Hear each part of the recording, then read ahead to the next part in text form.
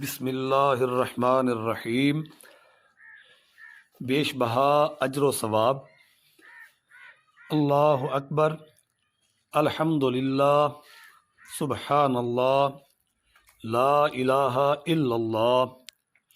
حضرت ابو امامہ رضی اللہ تعالی عنہ سے مروی ہے کہ نبی کریم صلی اللہ علیہ وآلہ وسلم نے ارشاد فرمایا، میرے نزدیک طلوع آفتاب کے وقت اللہ کا ذکر کرنا، اللہ اکبر، الحمد للہ، لا الہ الا اللہ اور سبحان اللہ کہنا اولاد اسماعیل علیہ السلام میں سے 4 غلام آزاد کرنے سے زیادہ بہتر ہے۔